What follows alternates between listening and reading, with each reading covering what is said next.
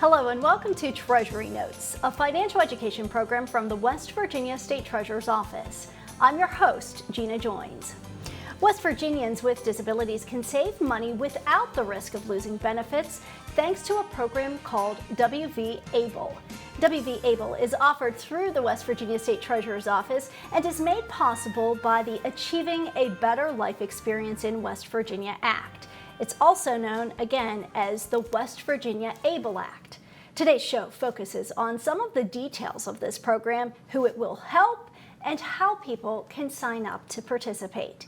Joining me now to discuss the ins and outs of this program is the WVABLE Director, Roxanne Clay. Roxanne, thanks so much for joining us today.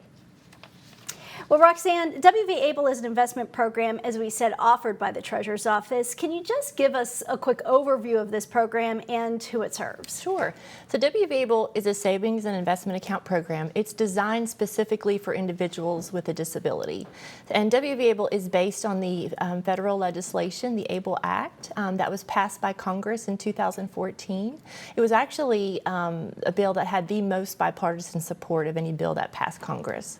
But what the ABLE Act did was it created savings account programs for individuals with a disability that allows them to save and invest above the $2,000 resource limit while maintaining eligibility for public benefit programs such as SSI, Medicaid, SNAP, and HUD.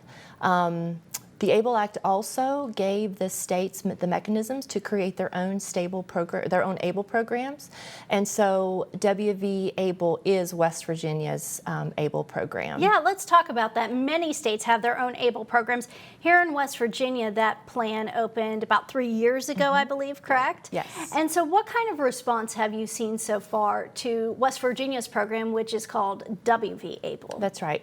So our program launched February of 2018. And it's estimated that roughly 43,000 individuals in West Virginia are eligible for ABLE programs, whereas we have roughly 1% of those that are eligible actually own ABLE accounts. However, one thing that I love to focus on is the fact that of these hundreds of West Virginians that are that own an ABLE account, they're actually saving $2.7 million in their ABLE accounts, and the average account balance is over $6,000, which means that they're saving more than 3 times the amount of money that they were able to save before the ABLE programs started. And so this is a meaningful program. It's helping a lot of West Virginians out there. And you said before the program started, it's helping them to save. Talk about why this program was so important to launch, because there were some limitations before for many people. Yeah. One big piece that people don't realize, some people don't, is that individuals that receive SSI and Medicaid, for example, they were not, and they still aren't, they're not allowed to save more than $2,000 without being at risk for losing those benefits. However, with an ABLE account and with the ABLE Act, now they can save with an ABLE account way above $2,000. It's actually up to $15,000 per calendar year. So while maintaining their benefits. And so, the ABLE program was started. It actually started with a group of parents that were sitting around a kitchen table, and they were talking about, the fact that they can save for the child that does not have a disability, whereas with the child with a disability, they were not permitted to save. And it just wasn't right, because they're concerned about what's going to happen to them, in years to come when they're no longer here.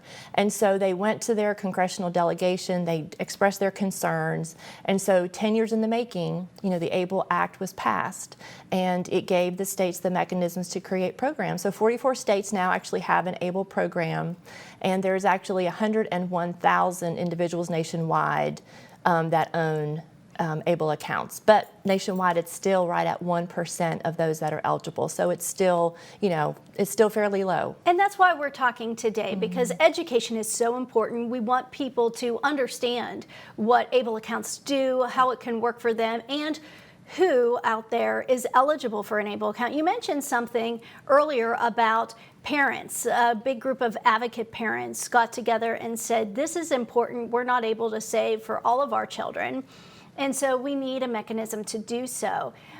For parents, it may be a parent of a child with some type of disability maybe Down syndrome or some other type of disability. Can you give us some examples of who qualifies for an ABLE account? Because I think that's really important to talk through that. Sure.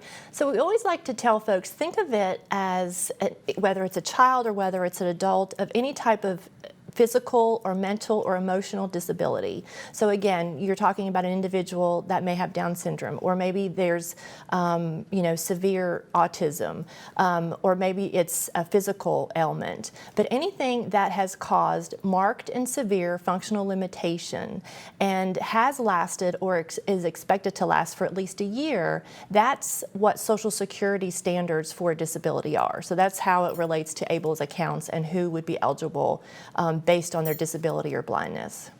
All right. Can you give us any more information about the West Virginia ABLE account? Do they have to be a West Virginia resident? Sure. So yes, West Virginia, we actually offer ABLE programs to the West Virginia resident through a partnership with the Ohio Stable program. However, the individual does have to be a West Virginia resident, and the onset of their disability would have had to have occurred prior to the age of 26. With that said, that doesn't mean that they have to be diagnosed before the age of 26, and that could also include the onset of the symptoms before the age of 26. So for example, someone could have developed a mental illness at age 22, but they were not diagnosed until age 30, and then they didn't open their stable account until age 35. So all that is permissible, and just a good example. Okay, you talked about the partnership with Ohio. Let's get a little bit deeper into that. Ohio Stable Account Program, that's the partnership that West Virginia has. And can you tell us a little bit about how that works? Sure.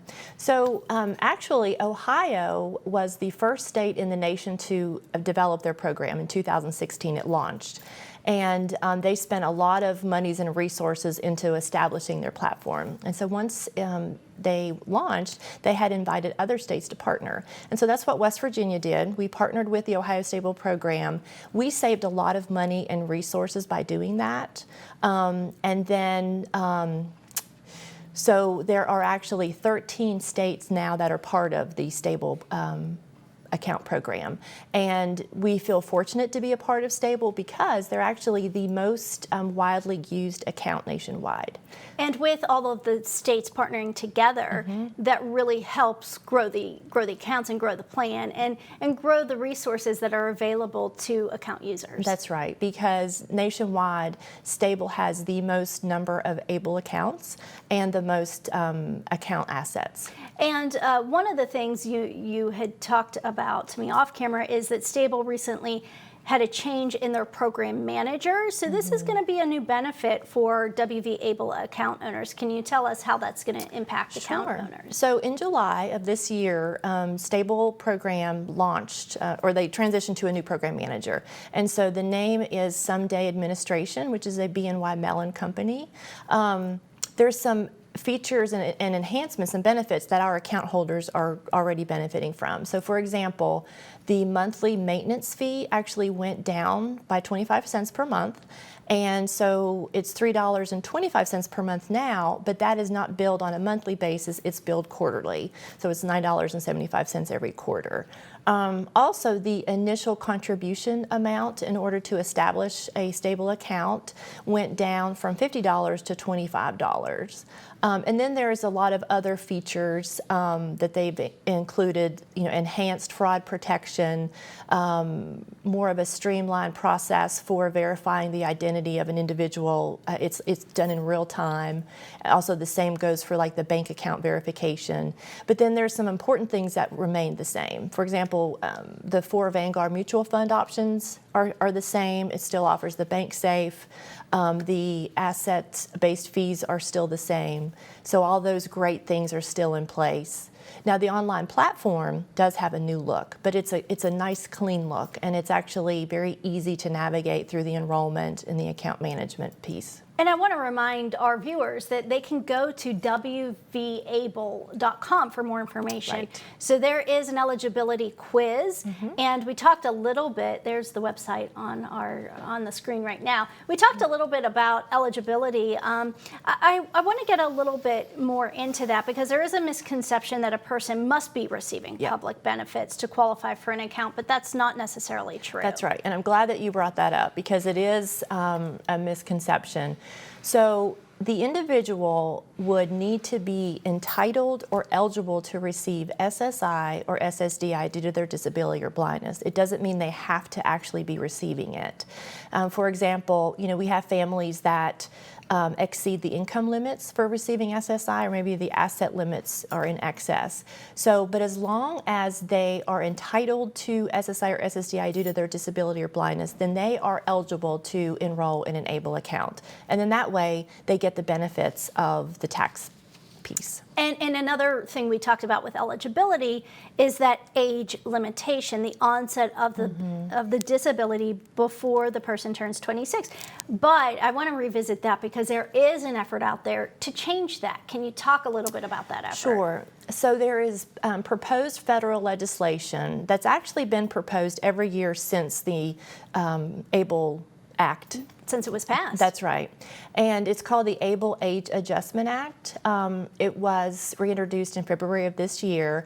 On the Senate side, the bill number is 331, and on the House side, it's House Resolution 1219.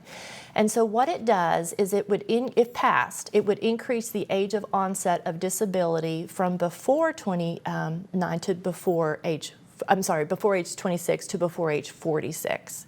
So what it would do is allow for an additional 6 million individuals nationwide to be able to own an ABLE account, and that includes 1 million veterans.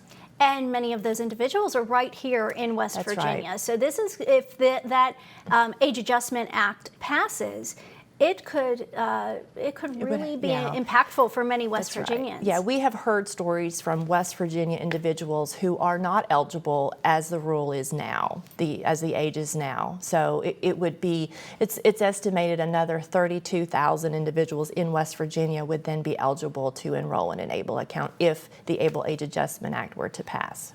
And again, if people want more information on that, they can do a Google search or go to WVABLE.com. That's right. And also in our quarterly newsletters, we have provided updates each quarter on the ABLE Age Adjustment Act and its progression, so folks can certainly make sure that they're receiving that. And to sign up for that newsletter, what do they need to do? Yep, they can go to the WVABLE.com website and scroll to the bottom of the home page. In the second column, there's a piece that says newsletter sign up. And so they just click on that and they enter their email address to be able to receive that, and it comes via email. All right, Roxanne, you're providing some great information today about WVABLE, and I think this is a good place to pause. We are going to take a quick break right now, but we'll have much more about the WVABLE investment program coming up as soon as we return. Stay with us. Babies are expensive. Formula, diapers, daycare. That's just the first year. Oh, wish you could start saving for college now? The Piggy Bank Fairy is granting wishes of college savings to new parents by contributing $100 when you open a Smart 529 account. Enroll in West Virginia's Smart 529 Bright Babies program before your child's first birthday or Gotcha Day, and we'll contribute $100 into your Smart 529 college savings account. Wishes do come true. Register in the first year, so when they sit up, it's time to sign up. To learn about Smart 529, its investment objectives, risks, and costs, read the official statement available from smart529.com. Check with your home state to learn if it offers tax or other benefits for investing in its own 529 plan.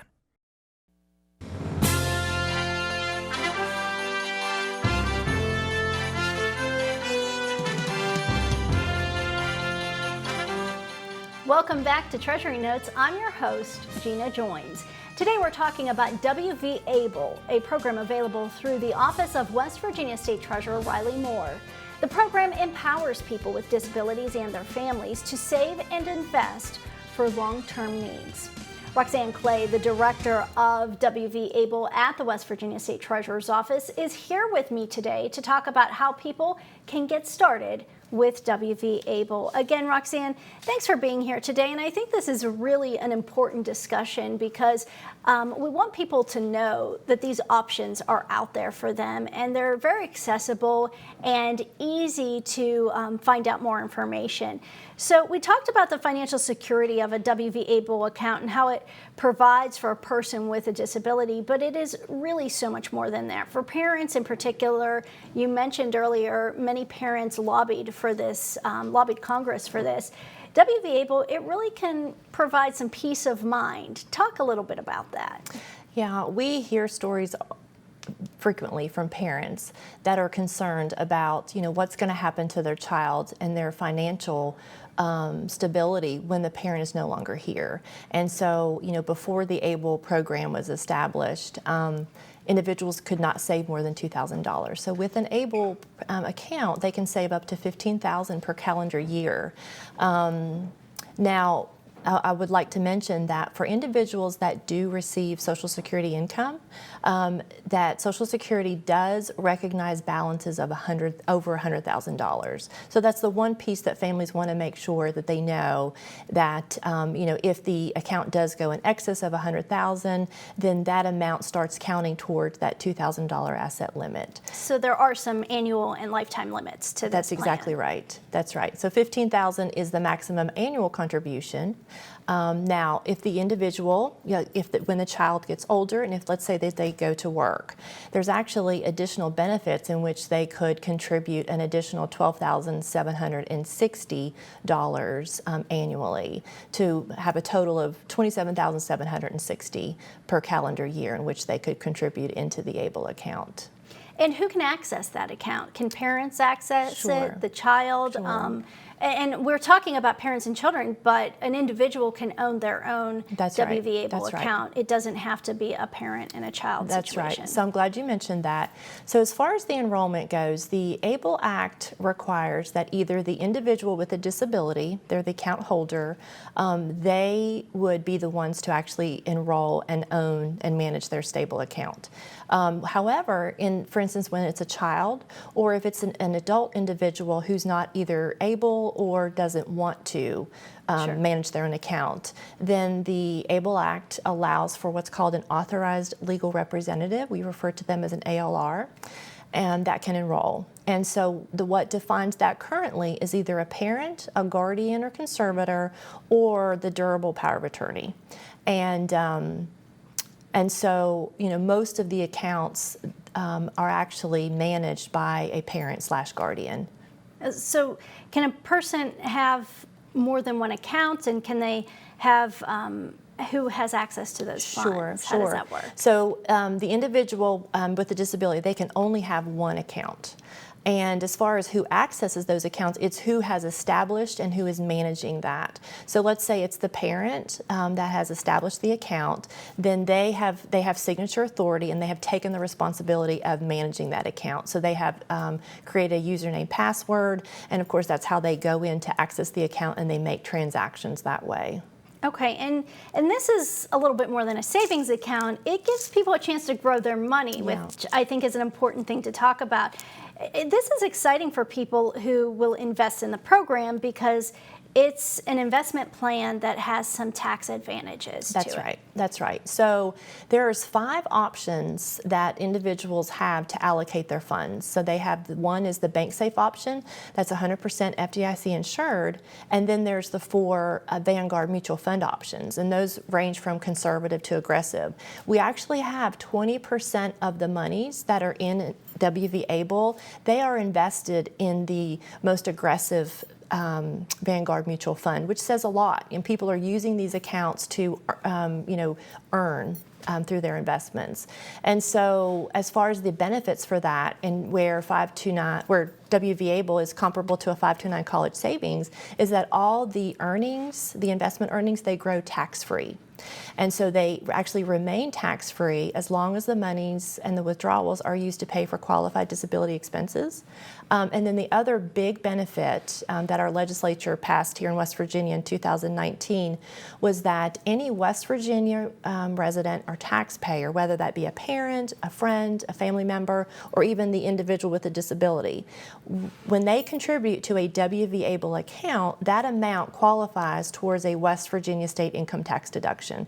We just always want to make sure families know that, because that's still a piece that people don't know about, and they need to make sure that they're taking advantage of that. And they need to make sure that if they live in West Virginia, they're entering into agreement with the right plan, because there are other states out there that have plans. So you want to make sure that you go to the WVABLE website and, and sign up for the WVABLE plan if you're West Virginia. And I'm glad you brought that up as well. That's right. Folks will start at WVABLE.com. They'll click open an account. It does take them to stableaccount.com. That is correct. Again, WVABLE has partnered with the Ohio Stable program, so they're enrolling in a stable account, and it's the stable account that they'll own. But if someone actually goes to and does a Google search for WVABLE, it is highly likely that WVABLE will not come up first. There's other states that have national programs. They pay a lot of money so that their program comes up first. And we do have quite a bit of folks that enroll, for example, in Virginia's plan. And I know this because I get phone calls from folks that are completing the enrollment questions, and they get stuck on a question, and then come to find out they're not at WVABLE or stable. They've enrolled or enrolling in Virginia's plan. So make sure you have the right plan. That's right, because what they don't know is anyone can enroll in a national plan, but the problem is they're not getting the protections and the added benefits that they get as a West Virginia resident that enrolls in WVABLE. We talked about the West Virginia state income tax deduction, and then the other big piece that families want to ensure is the Medicaid piece, the Medicaid clawback. So, for example, when the beneficiary, when the individual with a disability that owns a WVABLE account, when they pass, we're often asked, well, what happens to those monies? Well, Medicaid, again, this is another legislative piece that was passed in 2019, that West Virginia Medicaid is not permitted to claw back on the monies in a WVABLE account when that individual passes. Now, there is an exception. It's called the West Virginia State Recovery, and that's for the individual that's 55 and older, lives in a nursing home, community-based waiver program. So there's two pieces there. Okay. And we do have more information about that on our website. And they can call you too if they have questions. Absolutely, yep. I want to talk a little bit about, I want to switch gears here, because we have about 6 minutes left, and I want to talk about using the money in the stable or the WVABLE account, because it is pretty easy to access these funds, and I think that's an important piece we need to talk about. That's right. So as soon as someone establishes their account and they make a contribution, those monies are available. And so whereas that's a little bit different for example, compared to the 529 college savings, because those monies are meant to pay for education-related expenses that would occur in the future, whereas WVABLE and ABLE monies are meant to pay for disability-related expenses that may occur now or in the future. And so withdrawals must be made on what the ABLE Act calls the qualified disability expenses. So what that means is any expense that's related to the individual's disability, but that helps to maintain or improve the health, independence, or quality of life for the individual with a disability. Now, they didn't create a list, the IRS, because they didn't want it to be restrictive. So, when I talk to parents, I always like to say, well, think of it in terms of what would not qualify. For example, like gambling or gifting the monies to a friend, or tobacco or alcohol use. Those are examples. But as far as like categories of what does qualify, obviously education-related expenses, transportation, assistive technology use, and then even, again, think of it in terms of what improves or maintains their quality of life. So going to the movies, as it lends to living expenses. That's right. It lends to the quality of their daily life. Basic living expenses, too, is another big one that folks, back in March of 2020, the Social Security clarified that food is considered a qualified disability expense. It's a versatile program, for sure. Yeah. There's lots of ins and outs to it, and again, we just encourage people to go to the website, find out more information, call you if they have questions, because there's a lot of things I think you can answer for people out there. And you talked a lot about 529s, and I want to make that distinction as well, because 529 is a savings program for educational expenses. particularly started for higher education expenses. But you can roll over 529 savings if you have a state plan here in West Virginia to a WVABLE account, and that's a big benefit as well. Absolutely. So the federal ABLE program does permit the rollover of the 529 education account into an ABLE program. And so the way that folks do that is we do have a form on our website at the resources tab that they would use to conduct that process. But that does count towards that $15,000 maximum annual contribution. So folks just need to keep that in mind. All right, and I wanted to talk a little bit about the IRS made some updates to the ABLE regulations recently. Can you tell us a little bit about that? Sure. So November of 2020, the IRS published their final regulations on ABLE accounts. It's like 170 some pages, right? And so all ABLE plans across the country were still reviewing all the provisions. But one of the big pieces, and of course programs have 2 years to implement the regulations as well, but one of the big pieces that will affect West Virginia in a positive way is that they have expanded who can establish accounts on behalf of a beneficiary. So currently, as mentioned, the ALR, it's a parent, guardian, conservator, or the power of attorney.